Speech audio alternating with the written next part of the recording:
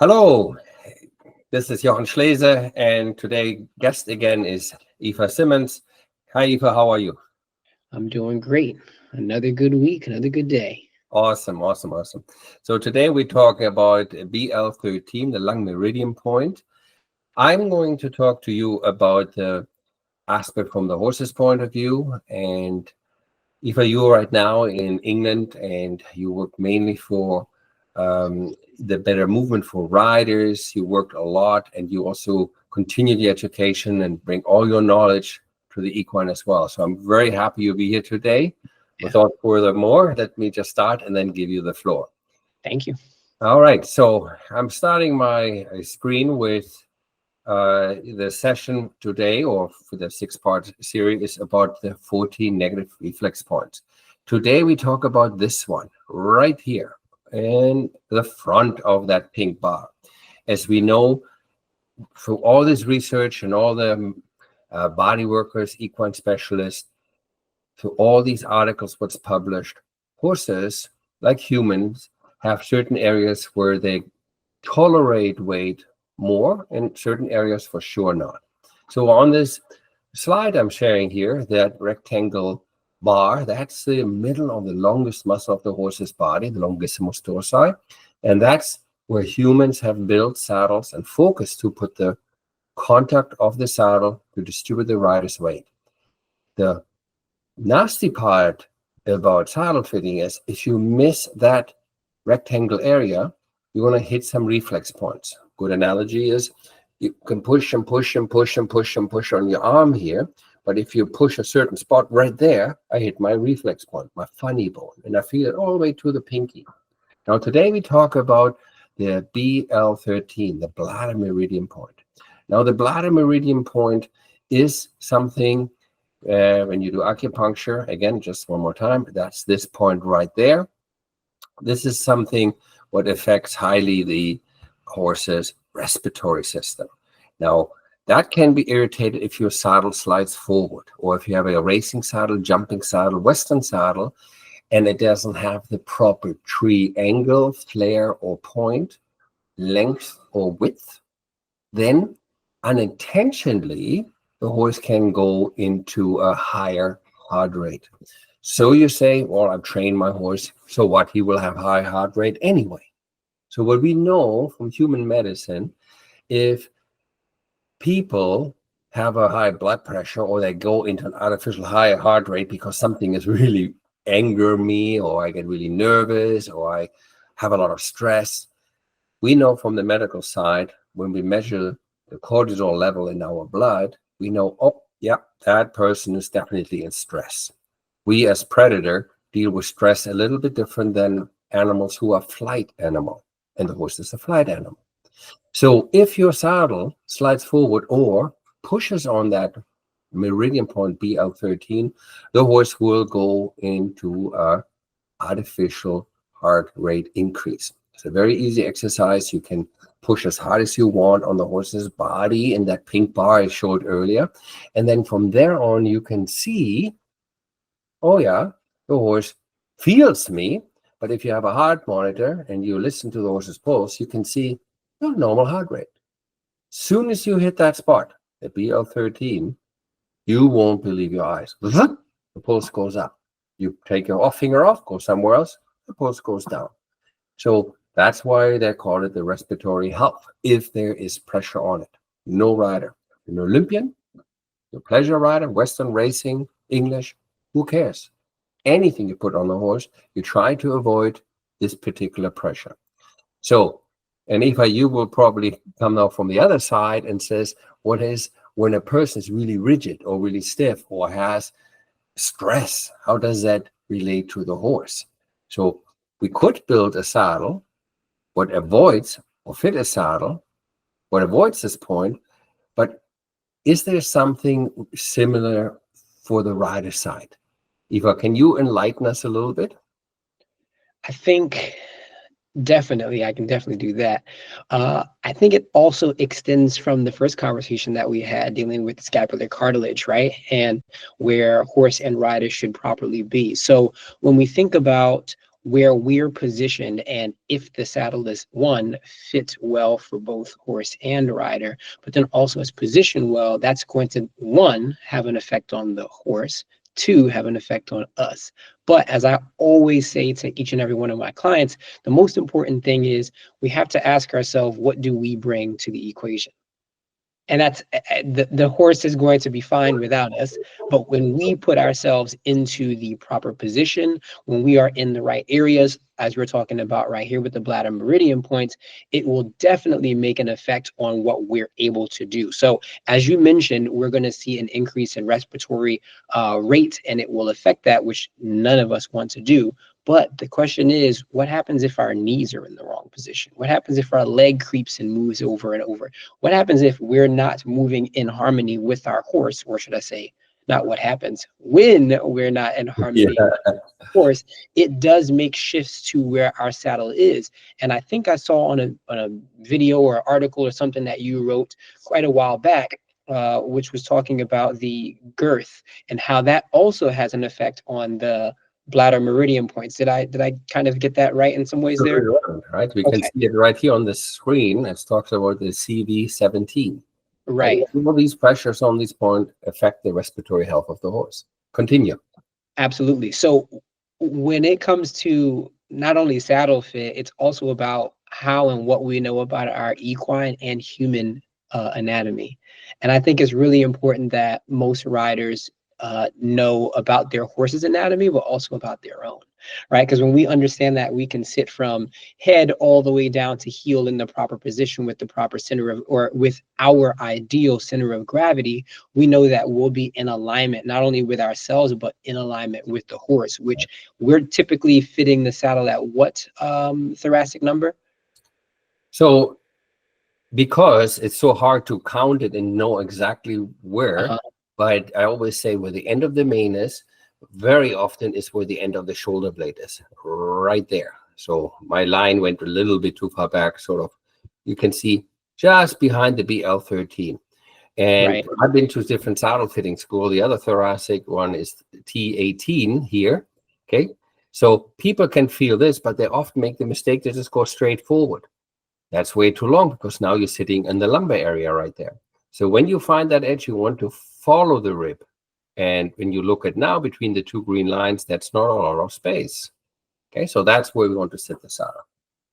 So adding to exactly what you just said, thank you for that. And what I was just mentioning about knowing horse and human anatomy, is important to know what areas our body is supposed to move in and how it's supposed to move, and the same thing for the horse.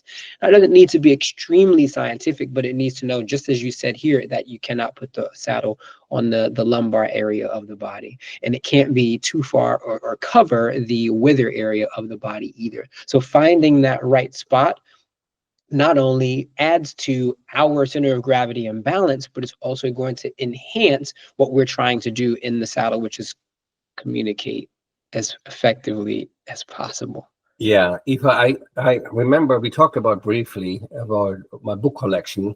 The Yep. rest on the top, you can't even see them. But one of my favorite books is written by Udo Berger, a German cavalry officer in 1923, and his book's called The Rider Forms the Horse. And what it says is how I ride and how I train my horse. The body of the horse can be the hollow or properly developed with the top line. But he's also talking about how the the horse reacts to the nervous system of the rider. How he talks about what happens in the negative way if the rider is very stiff. We see today a majority of the rider cavalry officer worldwide, right? No, that used to be happening in the hundreds of years ago, right? The majority of the riders are what? Pleasure rider. People who sit all day at the desk or in the bar, go to the bar, and they're absolutely stiff. You know, so what happens when you're stiff? You're in pain. What happens if you're a little nervous because it was very fresh today?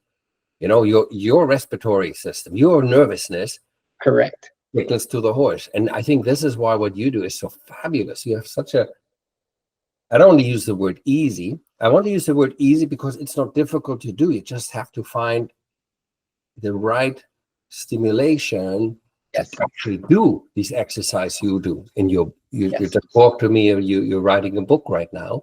Yep. And you talked to me previously how it really doesn't take a lot of time, but you can have the best Vedic saddle in the world. If the rider is rigid, afraid, nervous, stiff, the saddle doesn't fit because the rider forms the horse. And maybe you can tell us a little bit what you suggest to get the nervousness, the stiffness away. Sure, it sounds easier than it's done, but maybe you have one or other tip here for our audience. I think the cool thing about what you just mentioned is it ignited a memory in mind of just today. Actually, we are currently studying some of the aspects of rider fitness and wellness, and we went over some of the physical components, and we saw that some of the riders, those who were more nervous than others, they had a higher, one, resting heart rate, and then two, they had a pre-exercise or pre-movement, they had a higher pre-movement heart rate as well. So as you were just saying, how and what we bring to our horses is extremely important. And it also, not theoretically, but physically will tense the body. So as the heart rate goes up and nerves take place, a rounding of the shoulders, a tucking of the hips oftentimes as well. And we've seen that time and time again in our riders. So when we say things like tightness, we say things like imbalance, we say things like lack of suppleness, we have to also ask ourselves, what are we mentally bringing? What are we emotionally bringing to the saddle as well? And so, as you were saying, what can we do in this case? One, for the sake of the bladder meridian point, to make sure that we're staying away from that, which is proper saddle fit, making sure that things are customized for us, but also in our own customization, what can we say to ourselves before we get into that saddle or before we get too close to our horse, because we know that they can pick our energy up from afar. So if there's a tension in that, I always say to my clients, sit in the car, take 5 to 10 deep breaths, put a favorite song of yours on, something that's not going to get you too hyped, but something that'll put you in a better or a different mood, and then walk into the barn and do what you need to do. Now, if that's not possible for everyone, I think maybe taking a restroom break could also be a really important part. If someone's riding more than one horse throughout the day, you have to be able to have a moment for that. And when you do go into the restroom, you get the water to the right temperature that works for you, and then start to breathe through that motion through that moment as well. Because as we already know, water is one of the most calming aspects of not only life, but also it enhances our energy level. So if you're too cold, then you put something at room temperature water, vice versa. But just those two aspects alone can really help to bring our respiratory rate down. And if we're in the saddle, another important thing is to ask yourself, am I breathing? Number one. Which we see I was so hoping you were mentioning. I did not know that you actually had this in class today. Right. And when I listened to this, yes, this is what I was hoping what comes out of today's session, that you can show how simple things. I mean, come on, go in the car, listen to a song, who does not like to do that, right? Go to the bathroom and drink water. I mean, I love the way you bring it across, and that's so important. And this is what this session is all about. You want to train the horse correctly. You love your horse. It's all about passion, love, and protection. And sometimes you just indicated, I bring this negative energy from the office to the barn unintentionally, and simple things like you suggested can do. But I bet you when you write your books, or maybe in the next session, we got to come to an end on this one here, you'll be able to maybe either demonstrate or share your screen, do some pictures to help people to visualize what can I do. I mean, you have, I looked at your website and Instagram and Facebook. For everybody who's listening right now, if you haven't, it's a must. You have to check him out. He's has cool stuff on his Instagram page and Facebook, given a lot of very valuable information to help exactly what we're talking about today. bring yourself calm. I'm not saying show me a picture, I'll be sitting in the car, listen to music or drink water, but exercises of what you may amend next time. Yes, that's definitely doable, and we can make that happen in our next session. But as you added in there, the simplicity of what I do, and something we talked about just beforehand, it is very simple what I do, but it is also complex in an alternative way, because the rider and what we do with the horses is unique to any other major sport that we have, considering the alternative factor. Hence why we're even able to have a conversation, because you're speaking the language of the horse majority of the time to make sure that they're not in pain, and to make sure that the rider is also in proper alignment as best you know how to. So when it comes to my side of things, my job is to make yours even more easier because of that same component. And so when we're talking about my social media presence and the information that I give, I find that the simple, the better, and to not over inundate people with too much to the point where they don't know exactly where they can start or what they can do next. You know what always cracks me up, Aoife, when people say, oh, the way you say saddle should fit, nobody else has saddles, or no other saddle fitter tells you how it fits. I mean, we all have belly buttons, right? And every belly button, compared to people, everybody has opinions, like everybody has belly buttons. Yep. People always say, "Why do you talk about belly buttons?" Because it takes your thinking away a little bit, rather than being, and I want it. Yep. You're thinking different. Of course, I have a belly button. Of course, I have an opinion. But what we're talking about here, Aoife and I, we are not talking about opinions. We're talking about facts. I mean, you're a very successful, very well-known person in the States, and yet what do? You invest in your education. You flew all the way to England to live there for half a year or longer, or not how long, but my point is you keep educating yourself. And I live by that. My master used to say to me, when you stop breathing on top of the world, earth, educate yourself, learn. There's always a day you can learn something. And I hope you guys enjoyed what we share with you. And we can't wait to see you next time. And thank you very much, Aoife, for being part of this again. And thank you. Can't wait to talk to you about the next topic. Till the next one, everybody. And thank you, Jochen, as always. Yes. Take care. Bye-bye.